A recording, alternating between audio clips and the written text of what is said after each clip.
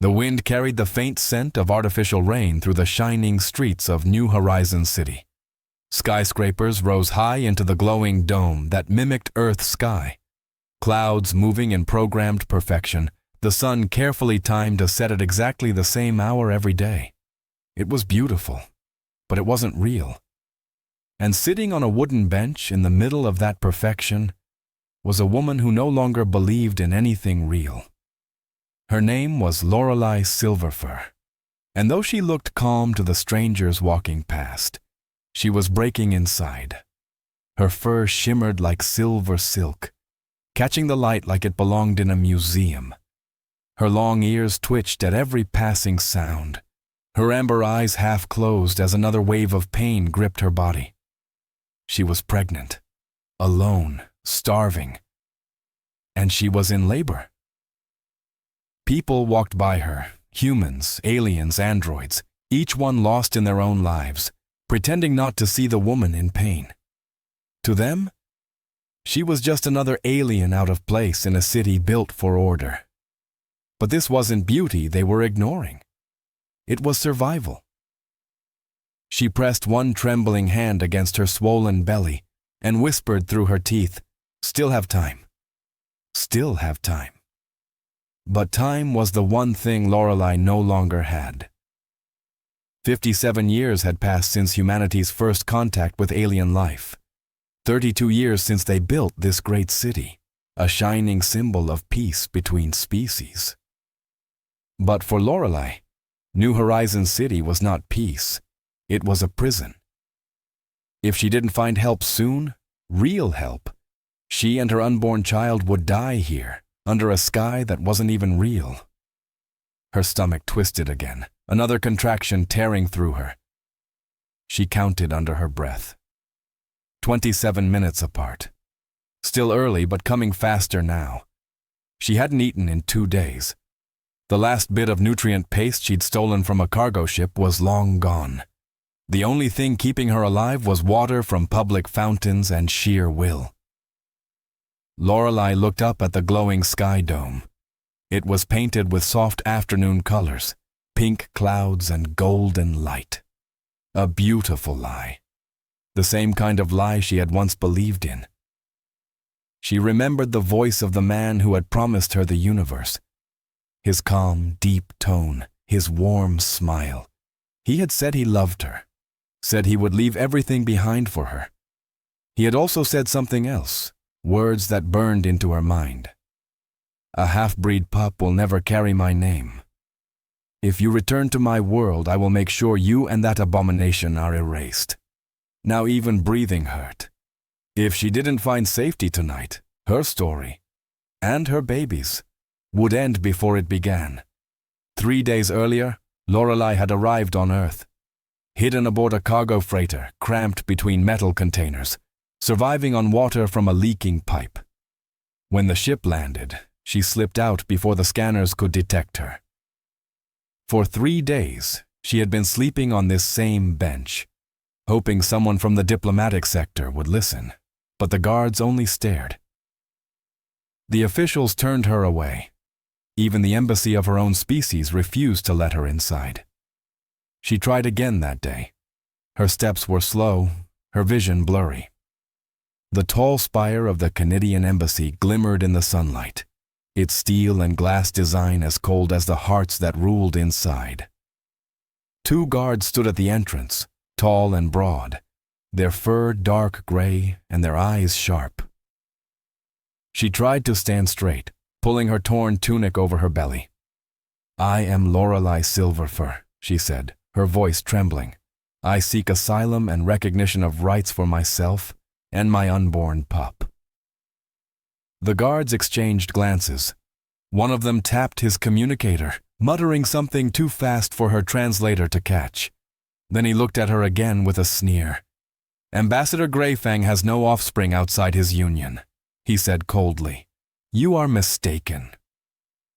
"Leave now," Laurelai stepped forward, desperation rising.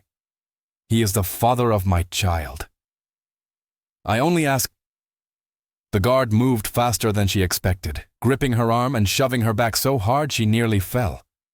Leave now, he growled, or you'll be removed. Laurelai stumbled, clutching her belly. Pain and humiliation mixed into one. People in the plaza stopped to look, then hurried away. No one spoke, no one helped. When she returned to the bench, the pain was worse. Her contractions were 18 minutes apart now. Her breath came in short, ragged bursts. She looked up at the false sun sinking behind the towers. "Tomorrow," she whispered. "Tomorrow I'll try again." But even she didn't believe her own words. By nightfall, the plaza was almost empty. The city lights flickered on, reflecting off the wet pavement. Laurelai lay curled on her side, her fur damp with sweat and tears. The contractions were closer now, 12 minutes apart. Her body trembled.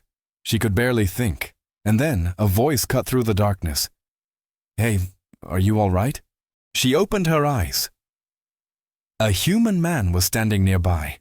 He was tall, wearing a brown leather jacket and dark trousers. His face showed genuine concern, not fear, not disgust, just concern. "I am fine," she whispered.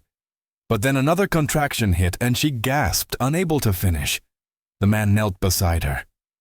"You're in labor," he said, eyes wide. "You need a hospital." She shook her head weakly. No hospital, no records." He hesitated, then made a decision. "My name's Thomas Wells. I live just 2 blocks away. You can't stay out here. Let me help you." Laurelai's instincts screamed no. Her people didn't trust easily, and after what she'd been through, neither did she. But the pain left her no choice. "Why?" she asked, her voice trembling. "Why would you help me?" Thomas looked at her for a moment, then said softly, "Because you need help." Isn't that reason enough? That answer, so simple, so human, broke through her fear. He helped her up, supporting her weight as they walked through the empty streets. She stumbled often, stopping every few steps to breathe through another contraction. He didn't complain. He didn't let go. By the time they reached his building, Laurelai was shaking uncontrollably. Inside, Thomas guided her to the couch. "I'll call for help," he said, grabbing his communicator. She grabbed his wrist, her claws barely grazing his skin. "No time!" she gasped. "Pup comes now!" Thomas froze. His face went pale. "Now?" She nodded, crying out as another contraction hit. Okay, he said, trying to steady his breathing.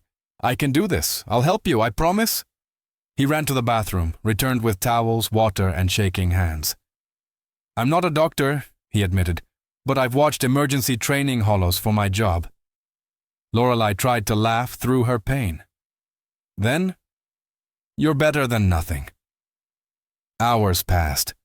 The small apartment filled with the sounds of pain, struggle, and life. Thomas followed her instructions, helping her breathe, helping her push. He spoke softly, encouraging her through every wave. "You're doing great," he said, even when his voice trembled. I can't," Laurelai cried out. "Yes, you can. One more."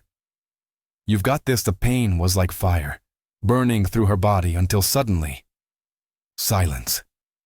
And then, a sound. A tiny, beautiful cry that made everything else disappear.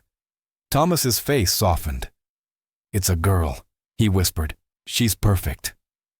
Laurelai looked down at the small creature in his arms. Silver fur, tiny ears, and small hands that looked almost human. Tears streamed down her face. "Half human," she said softly. Thomas blinked. "Half human?" She nodded, exhausted. Her father was a diplomat. He denied her. Denied me. Said this child could not exist. Thomas's expression hardened. Then he was wrong. He wrapped the baby in a towel and handed her gently to Laurelai. "What will you name her?" Laurelai smiled faintly. "Luna," she said. "After the moon." It means hope. Even in darkness, Thomas smiled too. It suits her. In that moment, in that tiny apartment filled with artificial moonlight, something changed. Two strangers became family. 3 years later, morning light filled that same apartment. The city skyline glowed in soft golds and blues. Laurelai stood by the window, watching her daughter draw pictures on a digital pad. Luna giggled, her fur shimmering in the light. "Mama, look! It's us!" Laurelai knelt beside her. "That's beautiful, little moon." From the bedroom, Thomas appeared in his uniform, now a senior officer in the city's environmental division.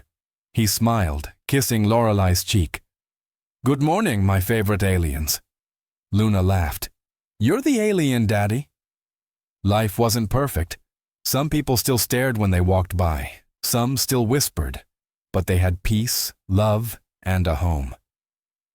Today was special, Laurelai's citizenship ceremony. She would finally be recognized as an Earth resident. As they prepared to leave, the communicator chimed. An official face appeared, Ambassador Hartwell.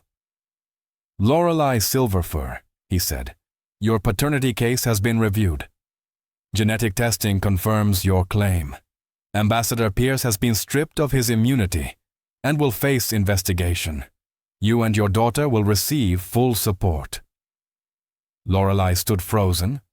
The man who had denied her, who had called her child an abomination, was finally facing justice. Thomas stepped closer. "It doesn't change what we have," he said gently. "No?" she agreed, eyes shining. "But it helps close the past." Luna tugged at her tunic. "Are we late, Mama?" Laurelai smiled. "No, little moon. We're right on time." They walked out together, the woman who had been left for dead, the man who saved her, and the child born under the moon. In the central plaza, where it had all begun, stood a new monument. Hands of different species joined together. The words beneath it read, "New horizons begin with extended hands." Laurelai stopped for a moment, reading the inscription. She had once come here with nothing, no food, no hope, no home. But now she walked forward, with everything she had ever needed. Not the life she planned, but the one she was always meant to live.